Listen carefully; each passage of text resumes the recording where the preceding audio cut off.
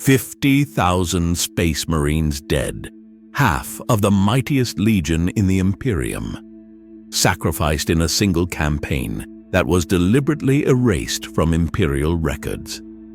The Rangdan Genocides broke the Dark Angels at the height of their power, against an enemy so horrific that even today their name is spoken only in whispers. They weren't just fighting aliens. They were facing things that could turn millions of humans into mindless slaves, horrors that could dissolve entire planets into nutrient slurry, weapons that could turn warriors into nothing but shadows burned into walls. But this defeat wasn't their end. It was just the beginning of their darkest chapter. Because in rebuilding their legion, in seeking redemption, they would plant the seeds of an even greater tragedy. One that would see their homeworld destroyed, their Primarch vanish, and set them on an eternal hunt that continues to this day. This is the story of how the Emperor's finest sons became the Unforgiven. We were his first. Before there were legions, before there were numbers, we were simply the Emperor's angels of death. I speak of a time that even our most ancient records barely remember, when Terra herself was still bleeding from the wounds of unification. We were his prototype, his template, forged in laboratories deep beneath the earth through processes that killed thousands to create but a handful of us. They call us the primordial strain now, though few of us survived those early trials. Every cut of the surgeon's blade, every gene seed implantation, every augmentation. They were all tests, experiments to perfect what would become the Legiones Astartes. In those early days, we dominated the final battles of unification. When the tech priests of Mars dared to interfere, thinking to delay the Emperor's victory, we crushed them until they begged for peace. We were his favored sons then, the greatest in number and might. But power comes with a price. The Rangdan Genocides broke us. Decades of warfare against horrors that the Imperium has scrubbed from every record. I've seen things that would shatter a mortal mind. Faced enemies so terrible that even speaking their names is forbidden. Many of my brothers fell in those dark campaigns. Our legion's might finally humbled. Then came our Primarch Lion El Johnson, and with him the warriors of Caliban. Their feudal codes and martial traditions rebuilt us, reformed us, but we never lost our original purpose. We are killers, nothing more, nothing less. We build no empires, seek no peace, create no art. Our destiny is war. Our purpose is death, and we make no apologies for it. You won't find our greatest victories in any Imperial record. No remembrancer tells our stories. No poet sings of our triumphs. We fight the battles that must never be remembered, against enemies that must never be named. We stand guard against the horrors that lurk in the void between stars, holding the line between humanity and extinction. Our armor still bears the heraldry that marks us as First Legion, but there are secrets in our blood that even we do not fully understand. The Emperor crafted us from his most stable Primarch's gene seed, yet did not seek to tame or direct our development as he did with later legions. We are pure in our purpose, unchanged in our destiny. Our creation demanded blood, not just in battle, but in the very making of us. The Emperor required pure human stock, untainted by the horrors that had ravaged Terra, a rare commodity in those dark days when atomic fire and genetic plagues had scoured our homeworld clean of life. They brought them to us from everywhere, captured sons of defeated enemies, children bought from wasteland slavers, flesh tithe offerings from newly conquered territories. We bore no single bloodline, carried no unified cultural legacy. We were forged from 100 different peoples, each bringing their own ways of war. The grim infantry battalions of Francia and Albion, whose war codes would crush half of Europa. The horse lords of the Anatolic steppes, whose mastery of cavalry warfare knew no equal. The blood-mad berserkers of icebound Scandia. A dozen more cultures, each carrying centuries of battle lore learned in humanity's darkest age.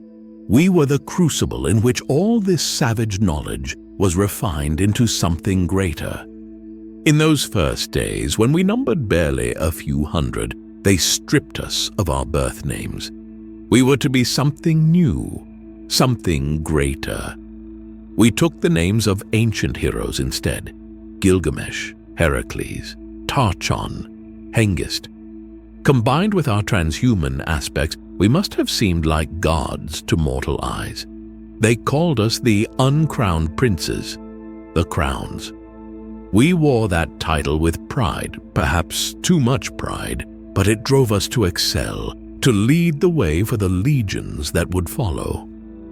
We formed ourselves into hosts, war bands that transcended normal command structures, each practicing and perfecting different aspects of warfare.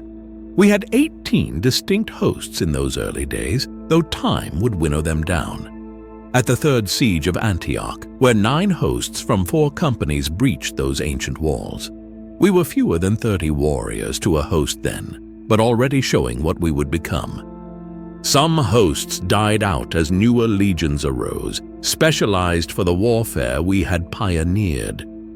Others proved unsuitable for the brutal realities of 30th millennium warfare and were abandoned. But this evolution strengthened us. In the blood and fire of those early battles, we forged something unique, a bond stronger than any tribal loyalty, a shared conviction in our superiority, born of being first, of being prototype and template both. The Emperor's servants had trained us to be supreme, and supreme we remained. Even as other legions grew and found their own paths, we kept our place as the first, the template, the ones who had blazed the trail that all others would follow. Our methods were tested in blood, proven in fire, and would form the foundation of what would become the Principia Bellicosa, the art of transhuman warfare. The Thunder Warriors came before us, crude prototypes, savage and powerful. None could match their raw strength, not even us who would replace them. They were mountains of muscle and fury, engineered for the brutality of unification, perfect for crushing the petty tyrants and mad kings of terror beneath their boots. But they were flawed. Where we could fight as one, they fought as individuals. Where we could temper our rage, theirs consumed them. Where we would live for centuries, they were dying. Their bodies and minds were degrading, and they knew it. They knew what they were: temporary soldiers for a temporary war. Some say they turned on the Emperor when they learned the truth of their curse. Others claim they simply outlived their purpose. The official histories speak of heroic last stands and glorious deaths. But the nomads of Mount Ararat tell a different tale, one of gray-armored warriors lying in wait, their bolters and plasma guns cutting down exhausted heroes returning from victory. I will not confirm these stories, but I will tell you this. For years after, whenever whispers reached us of Thunder Warriors who had survived and fled terror, we diverted entire fleets to hunt them down, no matter the distance, no matter the cost. Other legions questioned our obsession, but we never explained. Constantin Valdor led the final action, his golden custodians at his side. We were there too, thousands of us, still wearing the gray armor that would earn us our first battle names. The fighting was. I have seen centuries of war since then, but I have never seen anything like that day. They fought like cornered lions, each one worth 10 of us in raw strength. But we had numbers, coordination, and a cold certainty in our purpose. That is all I will say of it. The official records are sealed, and perhaps that is for the best. We are the First Legion, and we carry many burdens. This is but one of them. Let the remembrancers tell their tales of heroic last stands. Some truths are better left in shadow. At Samarkand, we showed the galaxy what we truly were. 10,000 of us stood with the Emperor himself, while our brother legions were still counting their numbers in mere hundreds. This would be our true test, not of our gene seed or individual might, but of our worth as an army. I remember the Udug Hul, 200,000 gene-forged abominations whose very blood was poison, each worth 10 normal men in combat. They were the terror of the upper Asiatic basin, undefeated until they met us. 10 hours later, their broken bodies littered the ruins of Samarkand, and our Grandmaster Hector Thrain wore their king's head on his belt. The Emperor named him Sinestra, his left hand. We left nothing standing, and the records were destroyed, as they often would be. That became our purpose, to face what others could not, to destroy what should not exist. From the ice wastes of Thulian Fortress 31 to the cryovolcanic peaks of Sedna, we fought horrors that would shatter mortal minds. The Emperor opened his darkest vaults to us, trusting us alone with weapons that should never have been forged. Under Thrain's command, we erased the twisted cities of Kadun and Mole from existence. We deployed gene phages that stripped every living thing from the moon of Enceladus to purge the Krav infestation. These victories, they left stains on our souls that we carry still. They began to call us Death's own sons. The mortal armies would set wards around their camps when we arrived, believing our mere presence brought doom. They weren't wrong. Few who fought beside us survived to tell of it, and those who did, sometimes silence was a mercy we had to grant them. Some truths are too terrible for mortal minds to bear. We embraced their fear. We took death's symbol as our own, adorned our armor with the icons of the grave. Let them whisper, let them fear. While our younger brothers earned their glory in simple conquest, we fought the battles that could never be celebrated, never be remembered. They called it pride, these other legions. They saw arrogance in our solitude, our silence. They didn't understand that our isolation was a gift to them. We bore the weight of terrible knowledge so they wouldn't have to. We were the Emperor's hidden blade, his left hand working in shadow, while his right hand raised armies in triumph. The skeletal icons we wore weren't meant to inspire terror. They were warnings. Warnings to keep their distance, to stay clear of the darkness we waded through. We fought things that had no place in sane reality, horrors that the imperial truth itself dared not acknowledge. The details of our victories were struck from every record, every data stack, even from the Emperor's own libraries. While our brother legions grew in the warmth of Saul's light, we kept our lonely vigil in the darkness beyond. For nearly a decade, we patrolled the vast emptiness of the Oort Cloud, standing guard at the very edge of the Emperor's domain. This was our charge, to ensure nothing slipped past that border into humanity's cradle. In that endless night, we learned. Every frozen moon held its secrets, every lost human outpost its lessons. It was there our informal hosts evolved into the First Orders, each dedicated to mastering a specific aspect of warfare. We paid for this knowledge in blood, encoding each victory, each defeat, in complex ciphers and rituals that would preserve these hard-won truths. Every weakness we discovered in our enemies, every tactic that proved successful in the void, all of it carefully preserved in our archives, written in tongues that only we could read. When we finally returned to the inner system, our armor was no longer the simple gray of our birth. We had painted it black as the void itself, a reflection of what we had become. There were no triumphant parades, no celebrations of our return, just the Emperor's silent nod of approval and our place at the vanguard of his great crusade. Let others have their pageantry. We had our purpose, and we had our fleet. Oh, what a fleet it was! While our brothers received newly forged vessels from the yards of Saturn or reawakened ships from Mars, we were granted something far more precious: the ancient vessels of Terra herself. Gloriana-class battleships that could split worlds in half. Promethean-class cruisers wrapped in shields thick enough to wade through solar flares.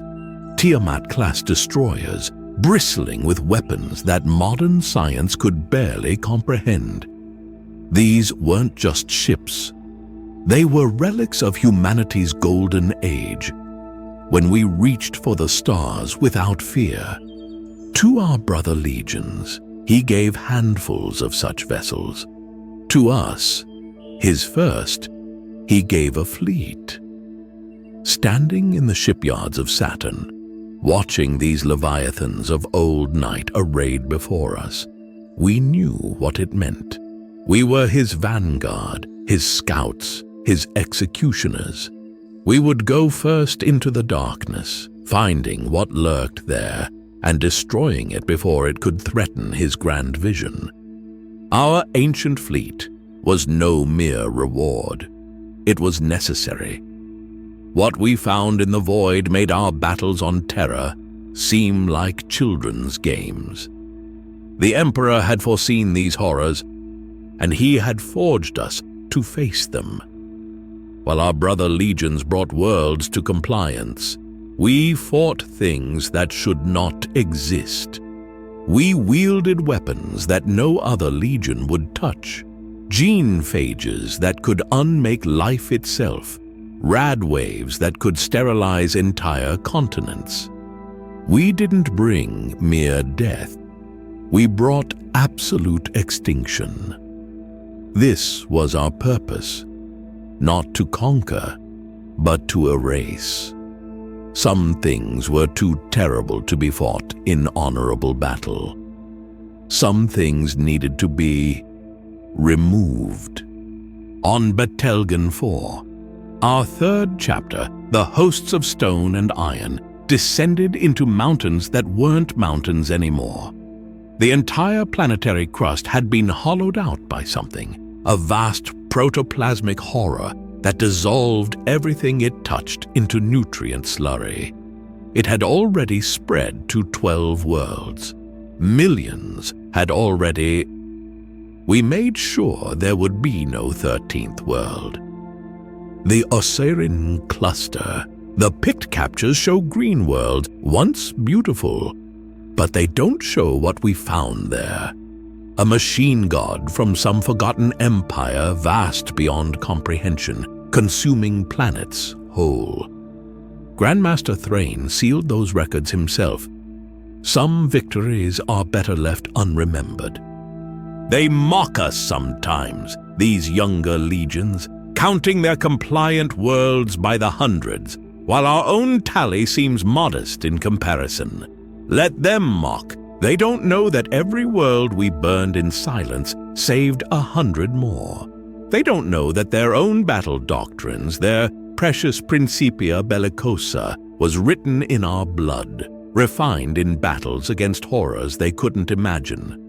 Our hosts became their testing grounds. each specializing in different aspects of warfare, perfecting techniques against the most horrific enemies the galaxy could spawn. Some hosts thrived, passing their knowledge not just to our brothers, but to all the legions. Others died, ground to dust against terrors that had no name. Their sacrifice was necessary, their knowledge preserved. We were the Emperor's Angels of Death before any other legion claimed that title. We earned it not through glory or conquest, but through facing what lurked in the dark between the stars. Our greatest victories will never be known, our greatest sacrifices never sung, but we remember. We remember every horror, every victory, every brother lost to the hungry void. We were mighty then at the dawn of the Great Crusade, the largest legion, the most heavily armed, wielding weapons that made our brothers' arsenals seem like toys. Our fleet darkened the stars themselves. Even the lunar wolves and space wolves, already united with their primarchs, could not match our raw power. Our Grandmaster stood at the Emperor's left hand. His counsel sought above all save Malcador and Horus themselves. Pride. It always comes down to pride, doesn't it? We were First Legion, masters of death, hunters of nightmares. We had fought horrors that would break lesser minds, wielded weapons that could unmake reality itself. And in our greatness, we began to fall. I saw it happening, though I didn't recognize it then. Our black ships still prowled the edges of known space, still hunted monsters in the dark. But we began to choose our battles. Only the mightiest foes were worthy of our attention. Only the greatest challenges deserved our effort. Lesser threats, let the Imperial Army handle them. Let our brother legions clean up such trivial matters. Each victory fed our arrogance. Each triumph convinced us further of our superiority. The Hexagrammaton, our body of battle knowledge that had once evolved with every engagement, became rigid, frozen. We believed we had reached perfection. What more could there be to learn? We even began refusing recruits from outside our traditional domains. After all, what could such lesser stock offer the First Legion? Our traditions calcified into ritual. Each order, each host began hoarding their knowledge, convinced that their particular fragments of lore were the true source of our greatness. Innovation became heresy. Change became weakness. We had turned the very pride that had sustained us through countless horrors into a noose around our own necks. We had begun as teachers, guides to our younger brothers in the art of transhuman warfare, but somewhere along the way, teaching became resenting. While we fought nightmares in the dark, our brothers claimed world after world, receiving equal praise for what we saw as lesser victories. The Ultramarines grew legion under Gilliman. The Imperial Fists gained might with their phalanx. And we, the First, found ourselves becoming merely one among many. Then came Canis Bella, a simple Xenos compliance action, we thought, routine. Beneath us, really. But the orders of extinction and annihilation hadn't catalogued this particular breed yet, so we committed a small force, just enough to handle such an insignificant threat. We were wrong. Emperor, help us. We were so wrong. They fought like nothing we'd seen before. Their technology defied explanation. Their tactics defied sanity itself. Our first assault failed. The First Legion, beaten back, impossible. So we attacked again and again. Each time more brothers died. But pride wouldn't let us admit we'd miscalculated. I was there when Grandmaster Thrain led the final assault. Our numbers were already depleted, but surely the Sinestra himself, the Emperor's left hand, could not fail. We cut through their lines like we had so many times before, but there were always more. Thrain realized his error too late. He stayed behind with his guard, buying time for us to retreat with what we could save. We burned that world from orbit afterward. What we should have done from the start had pride not blinded us. The records were sealed, then unsealed by the order of broken claws, then sealed again. Some secrets are better left buried. Everything fractured after that. Every hostmaster, every order preceptor claimed they could have won the battle if only their doctrine had been followed. The legion that had stood as one for so long began to tear itself apart from within. While we fought amongst ourselves over who would lead, who was right, our place of honor slipped away. I stood in the hall of council on Gramarye, where once we had forged the wisdom that guided all Legiones Astartes. Now it echoed with bitter accusations and barely contained fury. Our hosts turned on each other like starving wolves, each master convinced their doctrine alone was pure, that others' failings had led to our defeat. The selection of a new Grand Master became impossible. No host would accept leadership from another. Then came Malcador, the Sigillite himself, stepping into our pit of vipers. We expected censure from the Emperor's right hand. Instead, he gave us wisdom. His words still stand carved above the chamber. A fortress can be held upright by many pillars. Alone they are nothing, but together they are mighty. Yet a fortress must have a master, or else all its strength is for nothing. He nominated Urien Vendrig. Not a hostmaster, not an order preceptor, just a war captain from the 14th company of the 8th chapter. A simple warrior who had never lost himself in our mysteries and rituals. Always at the front, always among his brothers, more concerned with victory than doctrine. A Terran from the Unification Wars, untainted by our internal politics. Vendrig did what none of us could. He reminded us of our purpose. For the first time, he even allowed remembrancers among us, though carefully watched. We were to step out of shadow, to take our rightful place at the forefront of the Great Crusade. Then we heard of the Rangda. The 5th Legion found them first, on the galaxy's northern rim. One system, they thought, just one, but what they built there, a war moon constructed from the bones and blood of millions of enslaved humans from 100 worlds. Their ships were ugly things, crewed by slaves with neural collars that stripped away everything but obedience. We descended on Advexmore with hundreds of capital ships. The battle lasted 4 months. We lost 5,000 brothers, each death earning its price in Xenos blood. We burned 6 worlds to ash, shattered their fleets into drifting debris, and annihilated their slave armies to the last being.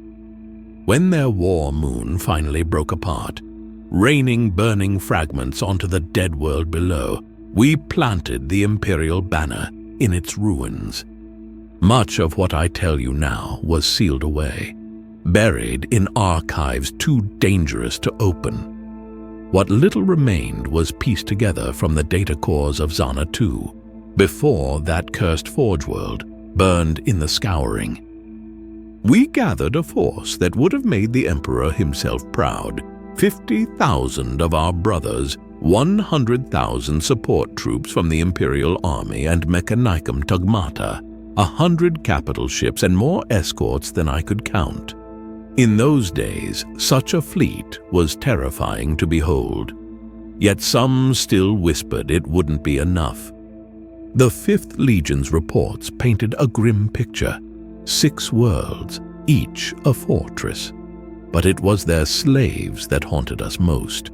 Masses of captured humans and stranger beings. And above it all, that damned war moon orbiting Advexmore Primus. A monument to their evil, built from the suffering of millions.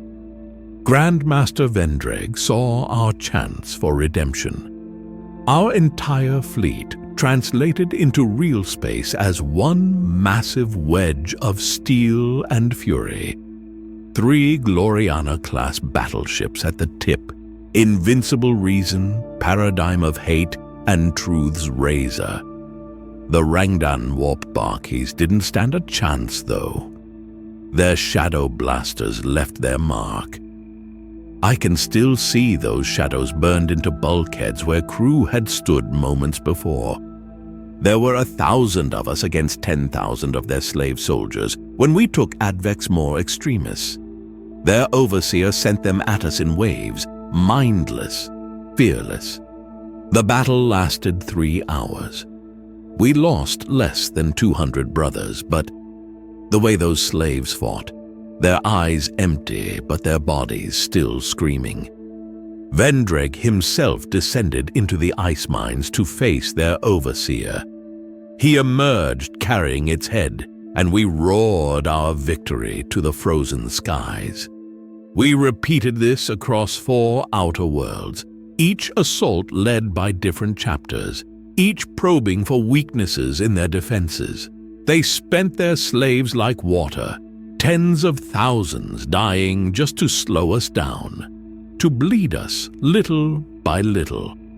We celebrated each victory, but we weren't fools. The Rangda were letting us win these outer worlds, sacrificing their slaves by the thousands, while losing barely any of their own kind. They were studying us, learning our ways of war, and at the heart of the system, that war moon waited. This was just their outpost, we would later learn. After those outer worlds fell, we faced Advexmore Primus. This was their true strength. Their fortresses bristled with weapons, and that cursed war moon hung above like a metal sun. Vendreg knew a prolonged orbital assault would bleed us dry, so he devised something bolder, a simultaneous strike at both targets. One chapter would infiltrate the war moon, while our main force would descend on the capital. The Rangda showed their true cunning then. No more mindless charges. Their ships formed perfect defensive patterns around the war moon. We had no choice but to attack into their guns, our macro cannons flashing yellow against their sickly green shadow blasters. Entire squadrons vanished in moments, turned to debris or just shadows burned into the void. I was aboard the Paradigm of Hate when it made its final charge. Those moments are seared into my memory. Our void shields were failing. Rangdan stalker drones were already inside our hull, and their energy weapons were cutting through deck after deck. But we drove straight into their formation, scattered their ships, and rammed that massive war moon. The fighting inside our wreck was like nothing I'd seen before. The true Rangda warriors came for us then, towering monsters with weapons that... We held them back, barely, just long enough. We needed time for the reactor to reach critical, you see. Those of us who survived the initial impact knew we wouldn't leave. But by the Emperor, we made our deaths count. The Paradigm died like a star being born. The explosion crippled that massive war moon, scattered debris across high orbit. The Invincible Reason and Truth's Razor seized their chance, blasting through to low orbit. We abandoned the war moon. It hung there silent and broken like a dead god. Then came the drop. Thousands of pods raining from the sky, while our gunships and stormbirds struck their outer defenses. I led one of those diversionary raids. We fought and bled, keeping their slave armies occupied, while our main force assembled on those wasteland plains. The Order of Crows and the hosts of wind and fire bore the first day's burden. At first it was just more slave soldiers. We'd learned their measure by then. But then we met the true Rungda in combat. Tower-tall monsters wielding technology that matched or surpassed our own. Some columns were wiped out entirely. We paid in hundreds of our finest warriors just to understand what we faced.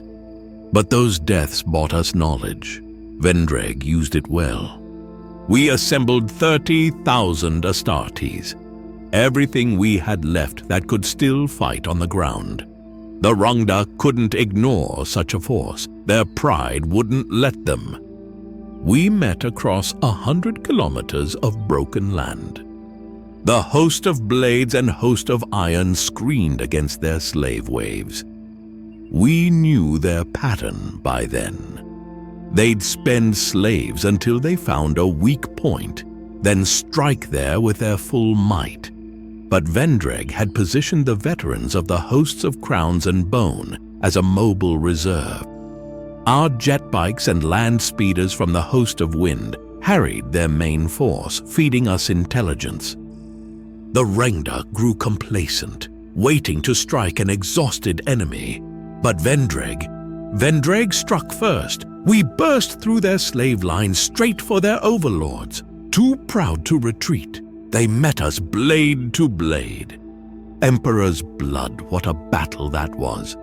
Their energy shields burned the very air. Our Terminators swung tyrannic great swords against their vulpine forms. They cut our brothers apart. We struck them down. Neither side could win. We were too evenly matched. Then Vendreg faced their war master. For an hour they fought. Their leader stood taller than a dreadnought, wrapped in burning energy fields, wielding a crystal blade that dripped neurotoxins. Vendreg's armor was in ruins, poison burning through his veins, but he took that monster's head. The survivors fled to their fortresses, but we had orbit, we had momentum, and we had vengeance in our hearts. We spent months reducing those fortresses to rubble. Our breachers and destroyers cleansed the War Moon's corridors. We erased every trace of them from that world. The cost: 10,000 brothers dead, 50 capital ships lost.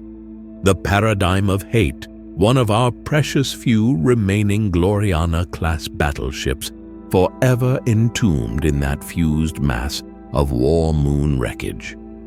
But we left our message, clear as the wasteland we made of Advex Moors.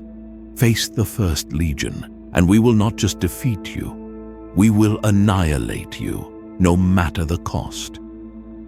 The Remembrancers spread tales of Advex Moors across the Imperium. We'd faced one of humanity's greatest threats and crushed it utterly. But what was one victory when every legion had their legends? When Primarchs walked the stars making myths with every campaign. The blood pride that took us after Advex Moors, it was like a disease in our ranks. Vendreg sought glory like a man possessed, leading us into ever more reckless battles. A dozen victories, each more costly than the last, and Terra's Divisio Militaris barely noticed. We were just doing what was expected. Then came Carcassonne, Guilliman's fortress world. His ultramarines had besieged it for a month, the patient Primarch setting his strategies, planning to take it piece by piece without needless casualties. We saw our chance to prove ourselves against a Primarch's wisdom. 10,000 of us formed up before those kilometer-high gates, carrying the same banners that had once flown beside the Emperor himself. We charged. Hundreds died in moments. Rampart cannons tore through our ranks. Hidden plasma weapons turned our brothers to ash, but we made that breach, forced open those massive gates. Guilliman had to advance then, but he moved with his usual methodical patience, securing each sector. We outpaced them all, drove straight for the central plaza, the heart of their citadel. Victory was in our grasp, but those cowards had hidden an atomic mine. It took Vendreg and his entire lifeguard from the host of death, buried them as they stood on the threshold of triumph. We'd won, paid for it in blood, but we'd won. And what did the great Roboute Guilliman say? Did he acknowledge our sacrifice, our courage? No. He looked at our dead, at our wounded, and spoke only of our foolishness. Vainglory is a poor strategist, for he renders triumph a bitter trophy and an empty prize. Today you have proven the strength of your legion, but not its wisdom. Vendreg's death united us, but not in glory, in hatred. We abandoned Carcassonne to the Ultramarines, marked it in our records with nothing but an empty laurel. But we took something else from that world: shame. A stain that all our victories couldn't wash away. The Ultramarines saw us as equals, brothers, not mentors. Us, the First Legion, who had stood at the Emperor's side when they were nothing but numbers in gene vaults. It burned worse than Guilliman's rebuke. So we scattered across the stars, each chapter, each host seeking the deadliest battles they could find. The 9th and 14th took the Fraal's coral citadels in a single night of slaughter, losing 1/10 of their strength just to outpace Horus's lunar wolves. On Vorsingen, 1,000 of our host of iron with 400 war machines charged an orc force 3 times their size, couldn't wait for support. The victories came, but at what cost? While we bled ourselves white, the galaxy changed. Every legion had taken our battle doctrines, the very Principia Bellicosa we had helped forge, and made them their own. Guilliman was even writing new treatises, improving upon what we had built. Our golden age, when we stood alone as humanity's shield, it was ending. Our greatest victories, sealed away in secret archives, known only to our oldest warriors. Pride wouldn't let us accept this. The same pride that had carried us through countless horrors, through battles that could never be spoken of, through victories that would never be sung. We would die before we let these younger legions eclipse us. After Vendreg, we lost ourselves. Our numbers dwindled while other legions grew strong. We threw ourselves into suicidal campaigns, wars that would break lesser warriors. Each battle honed our skills sharper, but also more brittle. We became death seekers, never retreating, always hunting the mightiest foes. The Council of Masters couldn't control us anymore. We were spread too thin, fighting too many wars, each trying to recapture what we'd lost. We were dying. Slowly, gloriously, but dying nonetheless. Pride had become our executioner's blade. Then the white scars found Caliban, a death world of dark forests and darker secrets. And there waited our salvation, our future, our lion. None truly know how long our Primarch walked alone in Caliban's forests. Those dark woods, they were unlike anything you can imagine. A death world of endless forests filled with horrors left over from the Age of Strife, chimeric monsters that could tear an armored knight to bloody ribbons in seconds. The planet lay close to the Eye of Terror, and those beasts, they bore the touch of chaos. Some say he was there for 10 years. Others whisper of a century. The villagers spoke of a forest spirit, man-shaped but small, who left mysterious signs in his wake for nearly 100 years before we found him. Time moves differently for Primarchs. Who can say how long he hunted and was hunted in those lightless depths? What we do know is what those woods made him. They forged him into something unique among even his Primarch brothers. He learned silence. A sound could bring death. He learned to fight only battles he could win. A wound could mean slow death in those depths. He learned that every combat must end in death. There was no middle ground in those woods, no mercy, no quarter. But he wasn't some mindless beast. That's what makes him extraordinary.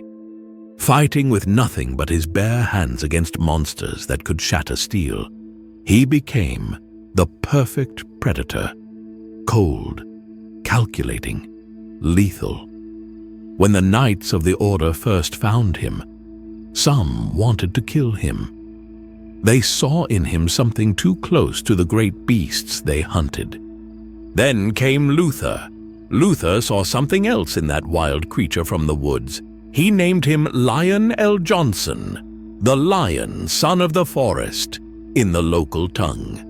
Gave him purpose beyond mere survival, taught him to be more than just a perfect killer. Taught him to be a knight, to fight for justice rather than just existence. Caliban was a strange world, a feudal realm where knights rode horses but carried bolt pistols, where ancient power armor was handed down through generations. But Caliban was also a dying world. The great beasts were winning their endless war against humanity. The knights manned their fortress monasteries, but they were just holding back the tide, watching their people slowly fade. Then came the Lion. Words, culture, combat. He absorbed it all faster than Luther, his mentor and closest friend, thought possible. But of his time in the forests, he never spoke of it. Not then, not ever. When he reached the Order's highest ranks, he did something none of them had dared imagine. He called for total war. Not defense, not survival, extinction. He would rid Caliban of every last beast. It seemed impossible, but the way he spoke of it, the quiet certainty in his voice, it made them believe. Warriors flocked to their banner like never before. With each beast's head mounted on their walls, hope grew. The Lion led from the front, not because he wanted to, mind you. He was always solitary, preferred the quiet. But when battle called, he was there first, speaking through actions rather than words. For 10 years they fought, pushing deeper and deeper into those cursed forests. Hundreds died for every monster nest burned. Many tired of the slaughter, but not him. Never him. He understood what they had to learn. That mercy has no place in absolute war. You cannot leave a single enemy alive, or every death spent in victory becomes meaningless. The Lion didn't just fight the beasts, he waged total war, poisoned their watering holes, burned vast swaths of forest to drive them into our guns, set ambushes at their feeding grounds. He gave them no rest, no mercy, no quarter. When they spoke of his victories, there was as much terror as triumph in their voices. Some nobles couldn't stomach his methods. They rebelled, claimed they were protecting tradition. Really, they just feared losing their power. The Lion's response? Total extermination. Their keeps were torn down stone by stone as warning to others. When it was over, When the last beast fell and the final rebel knight was put to the sword, they made him Grand Master of the Order. He barely seemed to notice. Titles, honors. They meant nothing to one who'd grown up among monsters, but his indifference, it wounded Luther deeply. The Lion didn't see it. How could he? They'd been equals once, brothers in battle. Now Luther watched as his former student eclipsed him completely, became ruler of all Caliban. The Lion didn't understand how his greatness cast shadows on those around him. That wound in Luther's heart, it began festering then. Then the Emperor came, descended from the heavens in golden light to reclaim his son. He gave the Lion command of our legion, renamed us the Dark Angels after an old Calibanite legend. It fit us well. We were as grim as our Primarch. He brought to us what Caliban's forests had taught him, that war must be absolute, that mercy is weakness, that victory requires total commitment. We became what he was. The watchers at the edge of empire, the hunters of monsters too terrible to name, wielders of weapons too dangerous to trust to others. 500 of us accompanied the Emperor to Caliban, veterans of the host of death, clad in black armor adorned with the symbols of mortality. When we landed before the Order's fortress, we must have seemed like ghosts from Calibanite legend, dark angels come to life. The Lion, he wanted to test us immediately, challenged our captain to personal combat, Calibanite steel against power field blade. Even in his cataphractii armor, our captain couldn't match him. The Lion left him in the dust, but there was respect earned that day. On both sides.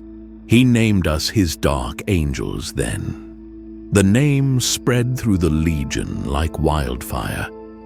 When the Emperor came, some conservative knights tried to assassinate him, feared the changes his coming would bring. We executed them without mercy. You don't stand between father and son.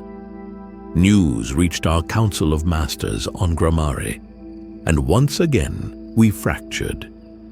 Some felt shame at the depleted legion their gene sire would inherit.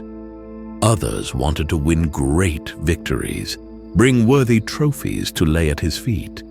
Across the galaxy, our scattered brothers reacted similarly, some throwing themselves into even bloodier campaigns, others rushing to Caliban to beg forgiveness. We began testing the Knights of Caliban immediately, putting them through back-breaking trials. These weren't just warriors. They were monster hunters, men who'd fought beside our Primarch against the horrors of the Dark Woods.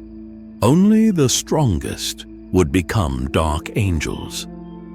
The Emperor took our Lion to Terra to show him the greater war that needed fighting, the role he would play in humanity's future. We didn't know then how everything would change, how those conservative knights who feared change were right in their way, but not for the reasons they thought.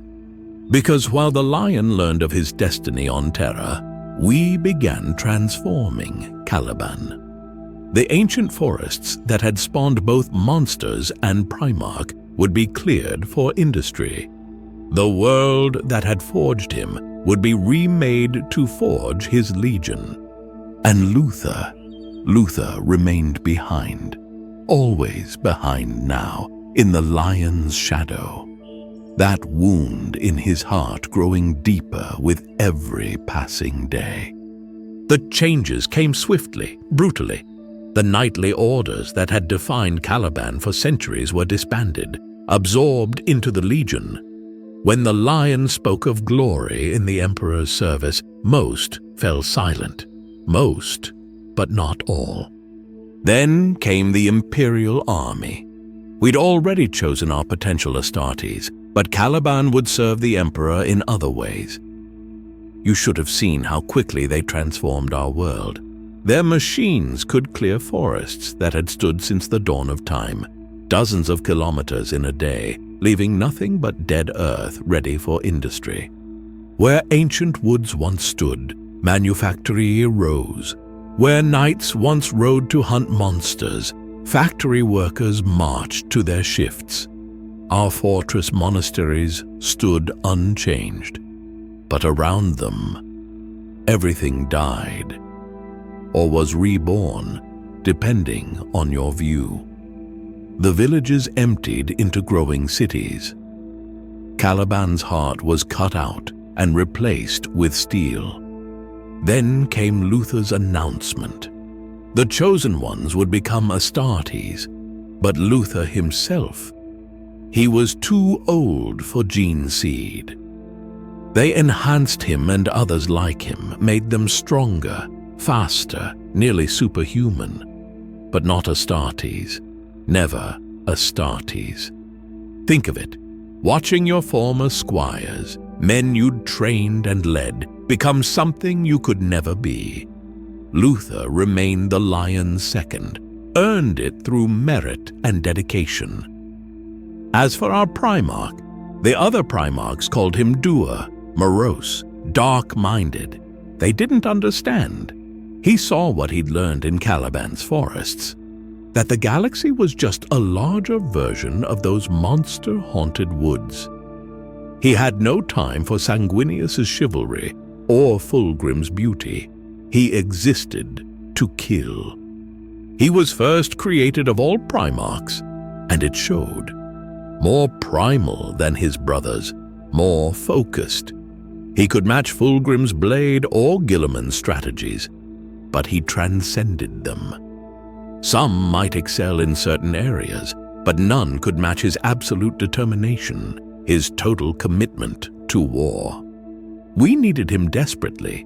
We were powerful still, but purposeless, former teachers whose students had outgrown us. The Lion gave us new direction, merging Caliban's warrior traditions with our hexagrammaton. Something new was being forged from Terra and Caliban both. Some 20,000 of us set out, a third of our legion.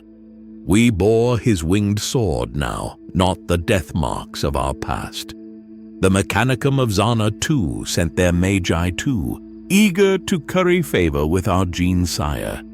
Finding our scattered brothers across a galaxy at war, it should have been impossible. But the Lion's genius, combined with Zana's tech adepts, traced our blood trail through the Divisio Militaris archives. We were out there, dying on 1,000 battlefields. Other legions might have celebrated finding their Primarch with parades and feasts, not us. When word reached our scattered companies that the Lion approached, they threw themselves into even bloodier battles. They wanted to present him with fresh victories, not empty ceremony. Each reunion was the same: silent courtesy, solemn vows, and then combat. The Lion tested every company personally. No flowery speeches, no grand promises, just steel against steel, skill against skill. None could doubt his right to lead after crossing blades with him. Within years, he'd gathered nearly 100,000 of us. We returned to Grammari, our ancient stronghold, where the Council of Masters waited. There, surrounded by our past glories, he faced Pyrrhus Calagat, master of the host of fire. For an hour they fought in the Ring of Honor, a duel that we still speak of in whispers. Then he claimed all our titles: Grand Master, High Preceptor of the Orders Militant, Lord of all 6 wings of the Hexagrammaton. First in our history to unite all authority under one banner. And there he spoke words that would define us forever. We are the angels of darkness. For us there is no peace, no end, but war and death. We shall not walk in the golden halls of mankind's future, but stand resolute in the shadows beyond. While we yet draw breath, this imperium will not fall, and we will not know defeat. For I pledge every warrior, every drop of blood in the legion, in the name of victory, no matter the cost. The lion reshaped us completely. The old hosts became wings, our informal orders formalized in the Calibanite tradition. When the first wave of enhanced warriors from Caliban joined us, Luther and his kind made nearly Astartes through painful augmentation. He assigned them posts purely on merit, caring nothing for origin or time served. Some veterans, they didn't appreciate yielding authority to these newcomers from Caliban. Even after the trials the lion demanded, we tore down our grand chantry on Grammari, replaced it with a simple fortress. Our true heart moved to the Invincible Reason, our Primarch's ancient flagship. For most of us, this renewal was like fresh air after centuries of stagnation. We shed our empty pride, embraced the lion's pure vision of war, though some veterans silently mourned our lost traditions. The lion's response to doubt? War, pure and simple. While he dispersed us under our new masters, he led his own fleet to answer a distress call from Carcassonne. Yes, that same Carcassonne where we'd clashed with the Ultramarines before. But this Carcassonne was different. The population had risen up, opened ancient vaults, released something. A biogenic phage that turned them into blood-mad ghouls. The Ultramarines had been under siege for 8 months, fighting creatures that would give even Astartes pause. We arrived with drop bays already open. I saw Praetor Artaeon's face when we appeared. Even Guilliman's stoic son couldn't hide his relief. The lion led personally 1,000 Dreadwing veterans behind him. Our plasma weapons turned the hordes to ash. 10,000 of us followed, hunting down every last mutant in their holes. The Ultramarines emerged expecting what? Revenge for our last meeting, demands for honor. The lion simply left them an empty banner, debt paid, and departed without a word. This was his message. No politics, no empire building, no monuments, just war, just death, just duty. Let me tell you of our true beginning. Before Caliban, before the lion, we were first, the Primus, the Emperor's prototype for all that would follow. They called us many names. The first, angels of death, uncrowned princes. Our creation wasn't rushed. Despite being first, each stage was tested, refined, expanded. The Emperor wouldn't risk failure with his first sons. During the Unification Wars, we answered to him alone. We were his personal legion, his test of what Space Marines could become. But it was after we found our Primarch that we faced one of our strangest campaigns, the compliance of Molech. Even now, speaking of it feels wrong, like trying to remember a dream that slips away when you grasp at it. We weren't alone there. The Lunar Wolves came, and the Emperor's children, the White Scars. Thousands of Imperial Army troops, Mechanicum assets, Titan legions. More force than such a compliance should have needed. And the Emperor himself. He led several of his sons, including our lion, to something hidden beneath the surface, a gate of some kind. He entered it alone into... I shouldn't speak of this. The memories are fragmented like shattered glass. When he returned, he had changed, aged, yet more powerful, different. The garrison he left behind was vast. 100 regiments of Imperial Army, 3 Titan cohorts, elements from 2 Space Marine legions, all to guard what? A secret none of us could quite remember. 862, 30th millennium. The Rangda returned. We thought we'd broken them at Advexmoors. We were such fools. They fell upon the Northern Imperium in numbers that defied sanity itself. 9 legions fought them. For 10 years we fought them. You should have seen our lion in those dark days. Not like Sanguinius with his golden glory or Horus with his easy charisma. No, our Primarch was different. A silent boulder in a storm of horror. He didn't inspire love or loyalty. He simply went where the fighting was worst, and we followed. How could we not? His mere presence was a deed of legend. The battles. Emperor, save us. The battles. The Space Wolves lost 5,000 breaking Zana's siege alone, but us? We lost 50,000. 50,000 brothers. Do you understand? Half our legion died stopping the Rangda from devouring the entire Northern Imperium. At Vorksag Citadel, in the void above Morkar and Moro, 3 companies against 1 million neuro-shackled servitors. For 7 weeks they held. 7 weeks! Until there was nothing left of them but glory and gore. Some said we were trying to prove ourselves worthy of the lion.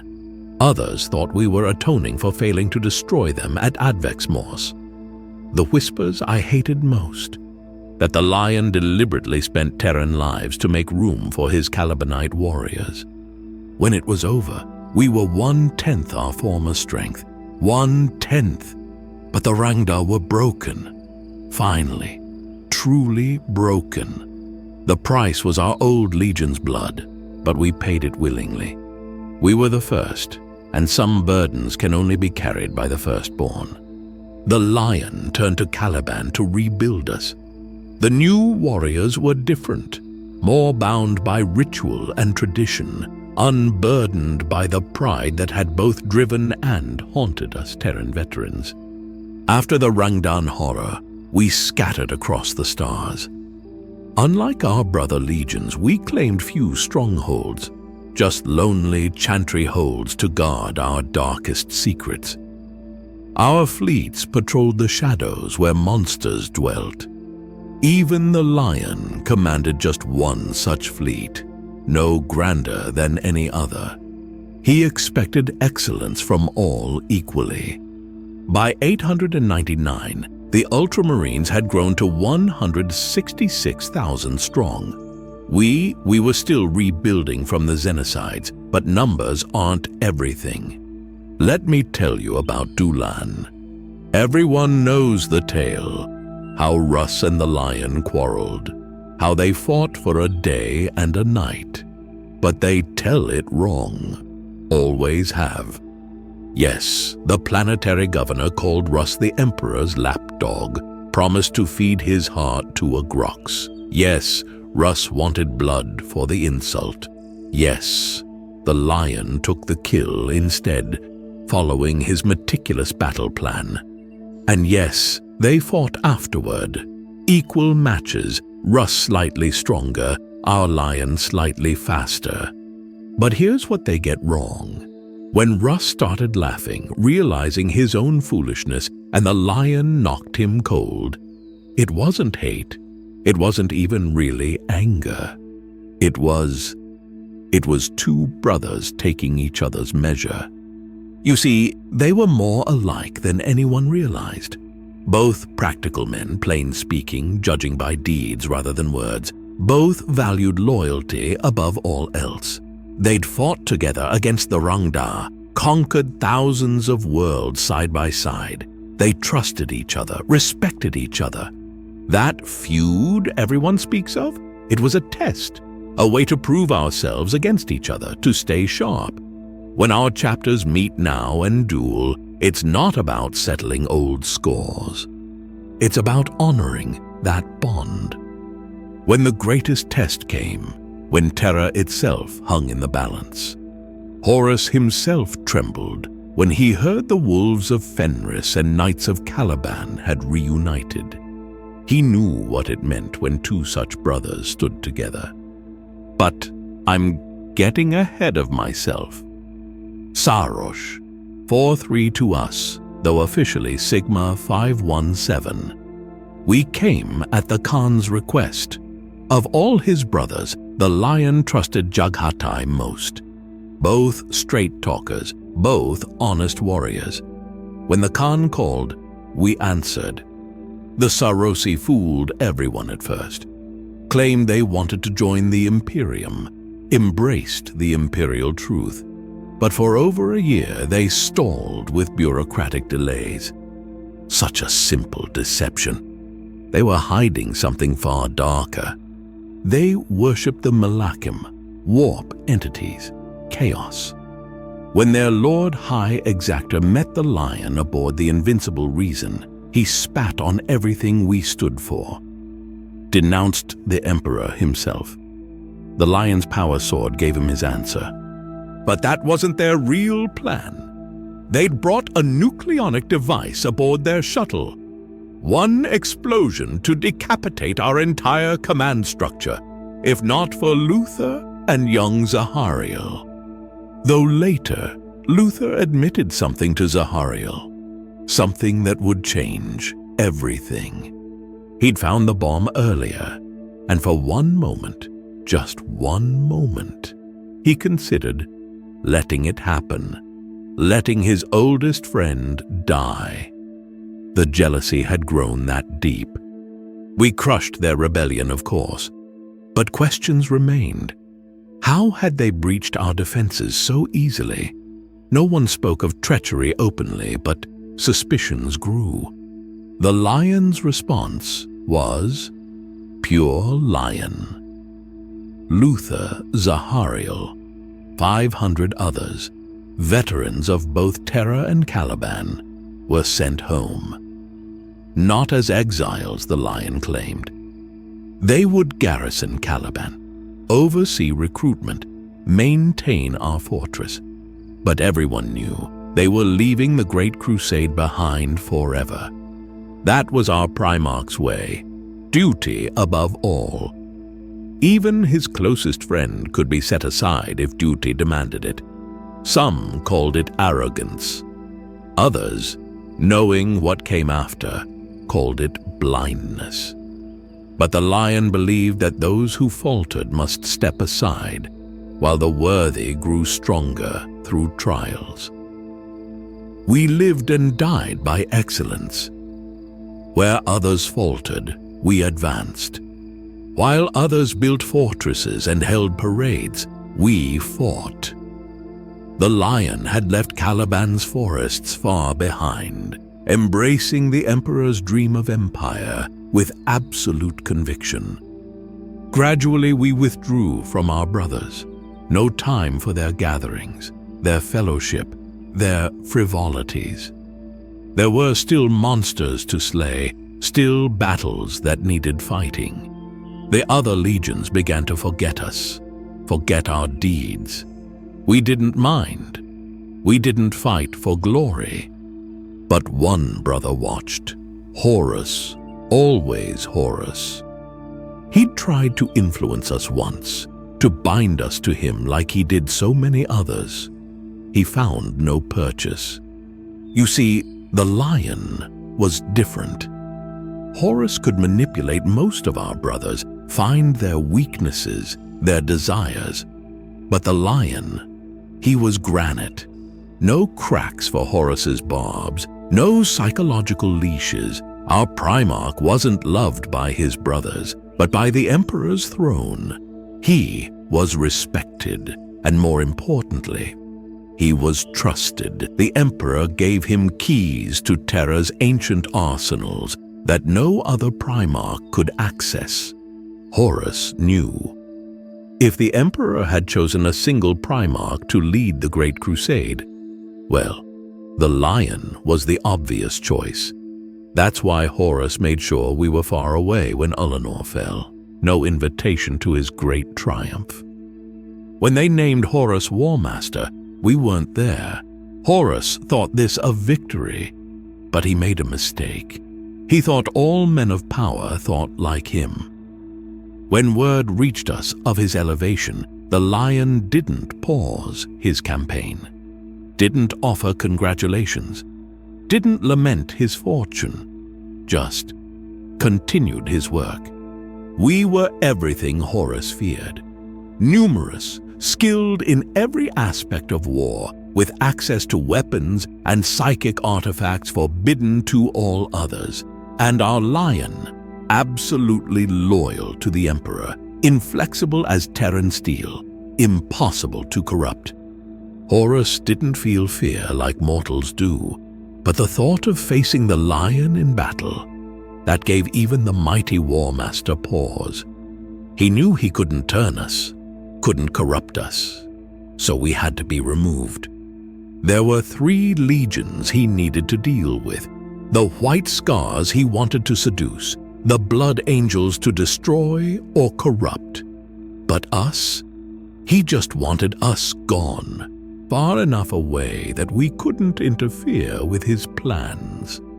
Poor fool, you can't stop the sunrise.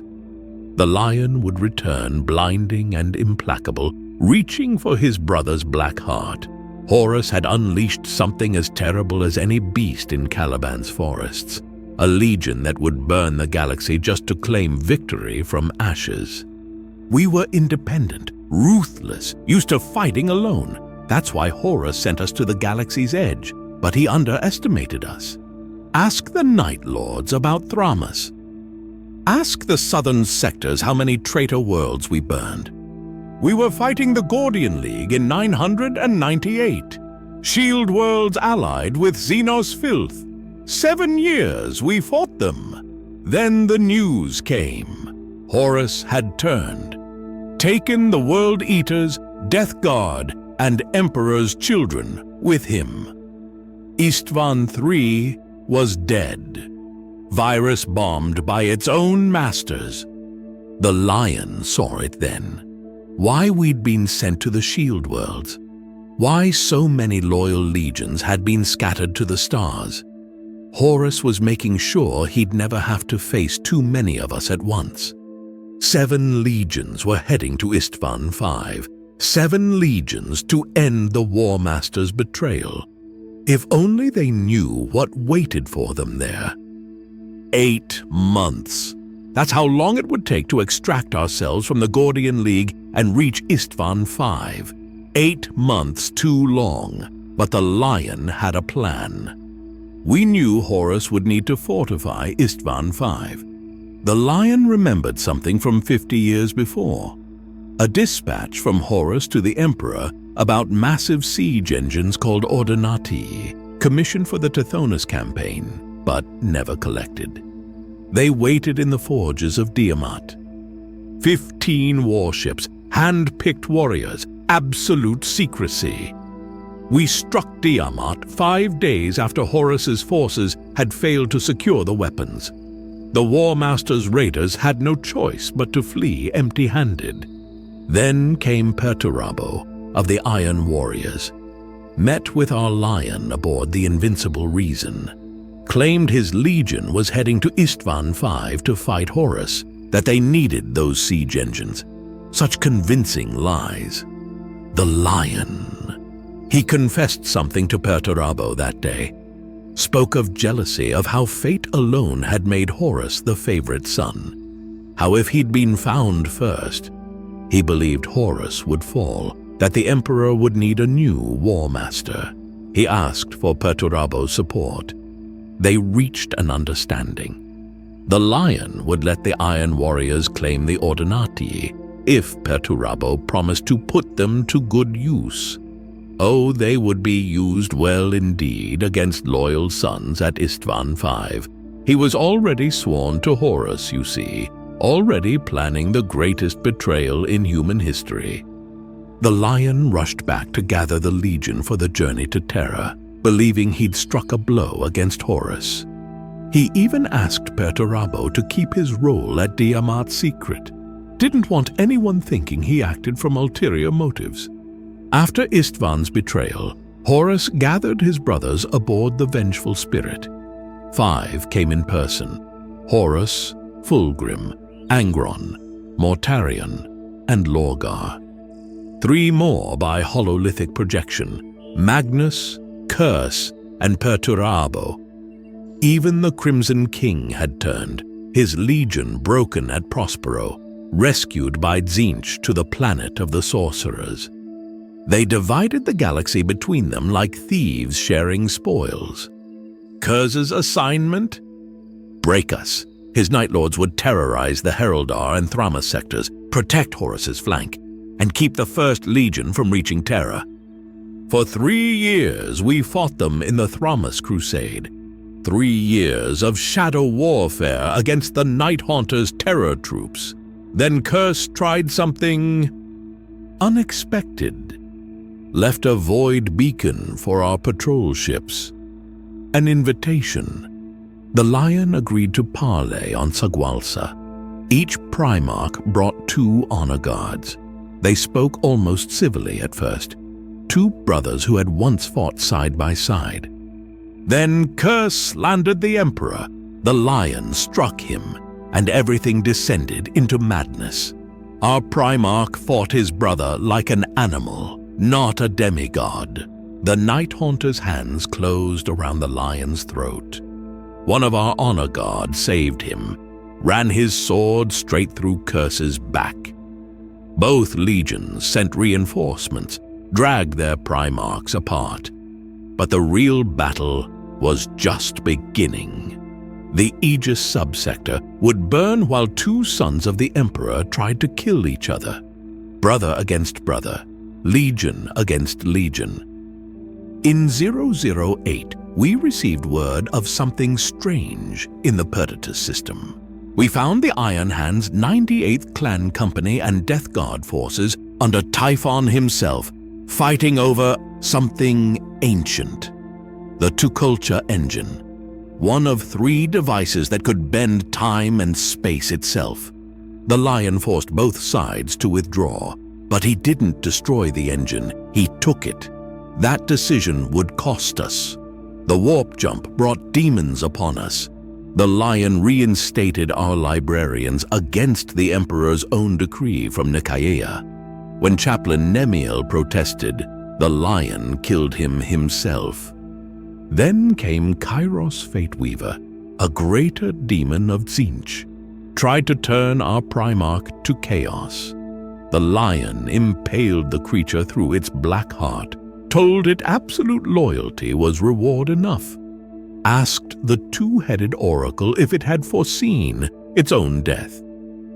With the Tukulcha, we finally broke the Night Lords, ambushed their fleet in transit, perfect coordination, dozens of their ships destroyed, quarter of their fleet gone. But Curse, he escaped, though badly wounded. Then came the boarding action. Curse Sevatar, their elite Atramentar. We captured Sevatar and the survivors, but the Night Haunter disappeared into the shadows of the Invincible Reason. For months he haunted our ship, killing crew, slaughtering every hunter-killer team we sent. The Lion himself hunted him for 16 weeks through the ship's bowels, like some dark reflection of their childhood hunts. Primarch stalking Primarch through metal forests. But Curse was a shadow that couldn't be caught. When his captured warriors somehow escaped, he vanished with them. 2 sons of the Emperor, playing out their ancient roles, the hunter and the monster. But who was truly which? Perhaps that's what Curse wanted us to ask all along. The great ruin storm raged, cutting the Imperium in half. Even with the Tukulcha, we couldn't reach Terra. But the Pharos beacon on Sotha guided us to Ultramar, to Guilliman and Sanguinius. They called it Imperium Secundus, a second empire while Terra lay unreachable. Sanguinius as Emperor, our Lion as Lord Protector. But Curse, that slippery eel escaped again, rampaged across Macragge, turned brother against brother. For 2 years, the lion hunted him, through the Zepath system, where we crushed word-bearers and world-eaters alike. While our brothers fought elsewhere, Captain Ormond aiding the wolves against the Alpha Legion, Corswain hunting Typhon. The rebels rose on Macragge. Curse's work. We knew it. The lion wanted to burn Illyrium from orbit to kill him. When Guilliman and Sanguinius refused, we deployed the Dreadwing instead. Finally, at Alma Mons, the lion cornered him, asked him why he'd turned. Curse just said, "Why not?" Claimed there was a monster in his head he couldn't stop. The lion couldn't kill him. Instead, he broke him, shattered his spine across his knee. The trial, Curse played us perfectly, claimed he was just following his nature, accused the lion of secretly ordering orbital bombardments. When Guilliman broke the lion sword, our banishment from Imperium Secundus was inevitable. But then, something changed. The lion remembered Curse's prophetic visions, how he'd foreseen his own death at the hands of an Imperial assassin. If true, it meant the Emperor still lived. We returned to Macragge just as Sanguinius prepared to execute him. The lion knelt before his brothers, promised to be Curse's jailer, though our prisoner rarely shared his visions willingly. We dissolved Imperium Secundus and tried to breach the ruin storm together. Dark angels, blood angels, ultramarines. Even the Tukulcha couldn't guide us through that hell. We faced horrors, fought something they called the Pilgrim, until Sanguinius had his vision about Davin,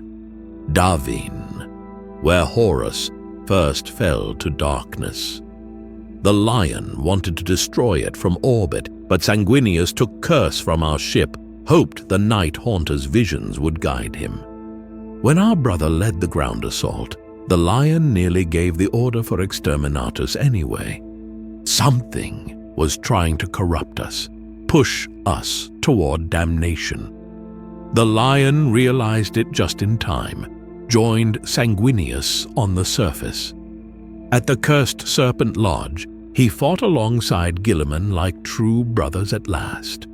Together they destroyed a Soul Grinder demon engine, while Sanguinius battled the demon Madiel in the warp itself. We destroyed Davin with cyclonic torpedoes. The ruin storm parted, but Horus had foreseen this, left a gauntlet of traitor fleets blocking the path to Terra. Guilliman and the lion would distract them while Sanguinius raced for Terra toward his destiny. Then the Astronomicon went dark. The lion thought Terra had fallen. Something broke in him. He called it the Passage of the Angels, destroying traitor homeworlds like Chemos and Barbarus. Said it was strategy, drawing forces from Terra. This was vengeance, pure and burning. We found Russ and Corax at Deliverance. Russ joined our crusade of vengeance. Corax thought it wasteful, sent only a token force. When we finally turned toward Terra, it was too late. Too late to save the Emperor. Too late for everything. After Terra's siege, during the Great Scouring, we finally returned to Caliban, our home, hidden so long behind the ruin storm. If only it had stayed hidden. The surface batteries opened fire on us. On us! The lion pulled back our fleet, tried to understand. Luther had poisoned them all against us. The garrison, the new recruits, all turned to chaos. The lion's fury was terrible to behold. He ordered the bombardment immediately. Our weapons cracked Caliban's surface while he led the assault on the fortress monastery. To face Luther one final time, Their duel. Emperor, protect us. Their duel shook the very foundations of the monastery. Luther enhanced by chaos to match a Primarch's strength. The lion couldn't kill him. Even after everything, he couldn't strike down his brother, his mentor. But Luther could. His sorcerous attack struck our Primarch down. Then, at the last possible moment, he realized what he'd done. The Chaos Gods, enraged at losing their pawn, sent a warp storm that tore Caliban apart. Our brothers who'd turned, the fallen, scattered across time and space. We found Luther in the ruins.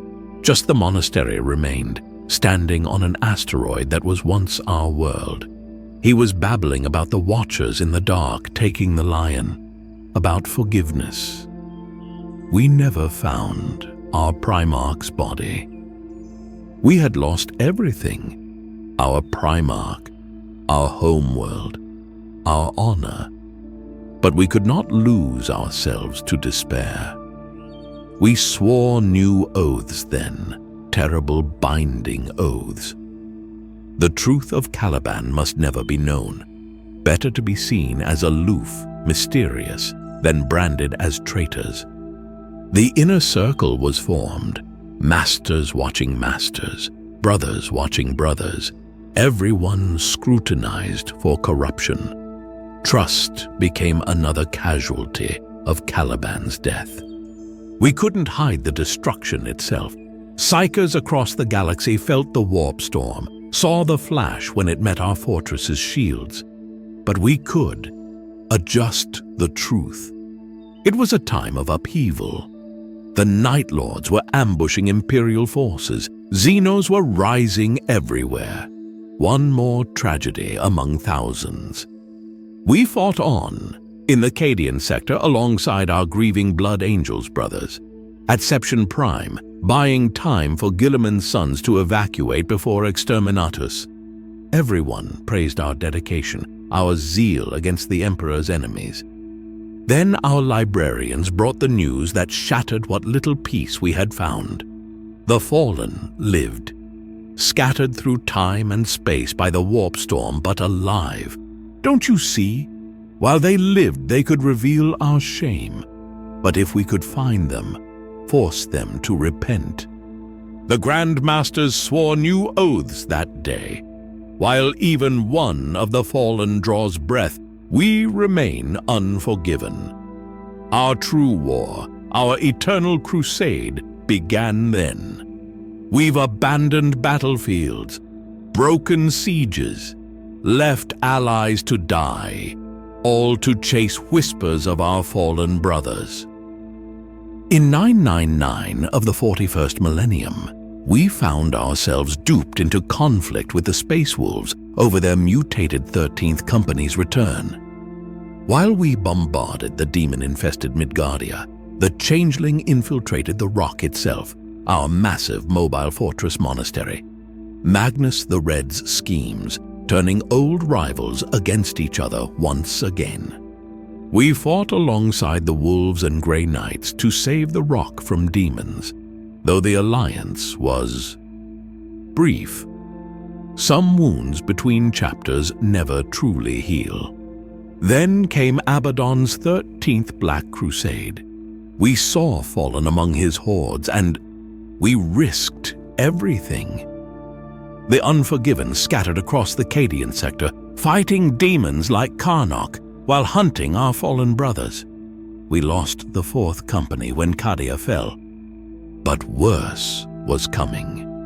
Ezekiel, our master of librarians, received a vision that shook the inner circle to its core. The Fallen, their numbers were far greater than we'd ever feared. Luther had rebuilt the entire Legion on Caliban before its fall. Most had survived in the warp. The Great Rift split the galaxy. The Rock found itself in the Imperium Nihilus, cut off from the Emperor's light. Then came the invasion. Marbas, a fallen-turned demon prince, led an army into the Rock itself. We thought we'd repelled them with only senseless destruction to show for their effort. But it was all a diversion. Their true target? Luther himself, our greatest secret, our oldest prisoner. Now, free. Darkmoor, we thought we were the hunters. 6 chapters of the Unforgiven, following our librarian's scryings to hunt fallen brothers. Instead, we found ruins, slaughter, and ambush. Demons, traitors, renegades, waiting for us. 1,000 sons of the Lion went to Darkmoor. Less than 100 returned, saved only by following Cypher to some hidden teleporter. Saved by the one we've hunted for millennia. The greatest massacre since the Forgotten Wars. Azrael called an emergency council. Our librarians pierced the great rift to summon all chapters.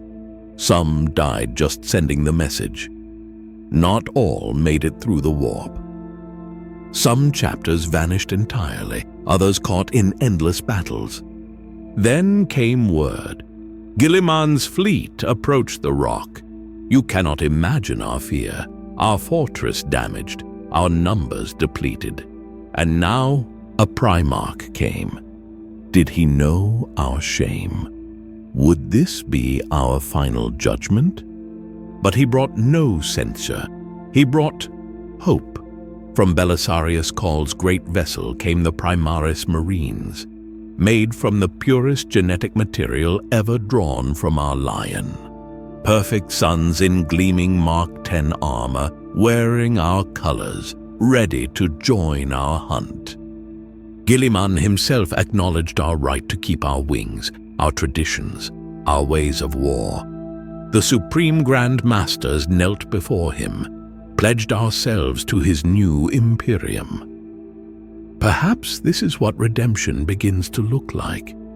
We are still unforgiven. We still hunt our fallen brothers. But now we have new strength, new blood untainted by our ancient shame. The Lion's sons march to war once more, in numbers not seen since the Great Crusade. We moved into the darkest reaches of Imperium Nihilus, where Azrael could better coordinate the inner circle. Still hunting Cypher, still pursuing Marbus, though only Azrael knows their true significance to finding Luther. The Changeling's work spread across storm-racked systems. We fought alongside space wolves against the Thousand Suns in the Stygius sector. Even impending doom couldn't stop the ritual duels between our champions. Only the Eldari of Ulthwi saved us from total defeat. Our Primaris, battle brothers. That was a different challenge. They performed magnificently in battle. But we are dark angels. Trust comes hard. They hadn't heard our hidden histories, hadn't passed our trials. Though those chapters devastated at Darkmoor were quicker to embrace them. They proved themselves at Stygius, Saltire Vex, Hive Troll, countless others. Some firstborn crossed the Rubicon Primaris, others refused. The Inner Circle used the procedure to save wounded brothers, ensuring more Primaris we could truly trust. Then came the great debate. Should they join the Inner Circle? Some said never, others argued they carried the Lion's blood, deserved the burden. When Interrogator Chaplain Zeroff vouched for them, that carried weight. Azrael's decision to allow it nearly caused a schism. He couldn't tell them about Luther's escape, about the gathering in the Somnium Stars. He staked everything on one warrior, Brother Afaran. His success opened the door for others. Now we are stronger than ever. The Primaries bring knowledge of Mars and Gilliman we never had before. Though we keep their tech priests under watch, learning their secrets while giving them minimal access to the rock. Let the Inquisition whisper about legion building. Our victories speak for themselves. Some even say we're needed to balance Ultramar's growing influence. The Sons of the Lion stand united as never before. But in the Somnium Stars our ancient shame gathers. Luther calls his children home, and when that storm breaks, we will need every brother, firstborn and Primaris alike. The rumors spread like wildfire through the Imperium Nihilus, the fallen gathering in the Somnium Stars. Not scattered remnants now, but a dark reflection of our legion, numerous enough to threaten the galaxy itself. Azrael alone knew who led them, who could unite our scattered, shameful brothers. But then he woke. After 10,000 years, the lion stirred in the depths of the rock.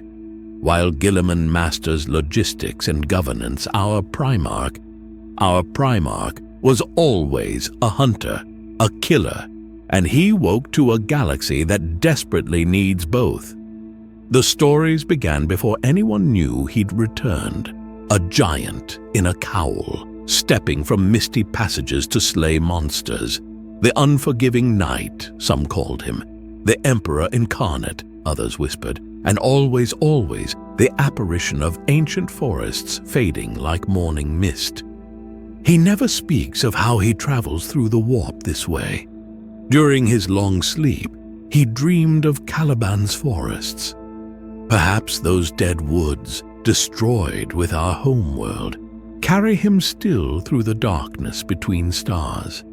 The ghosts of those ancient trees serving their master one final time.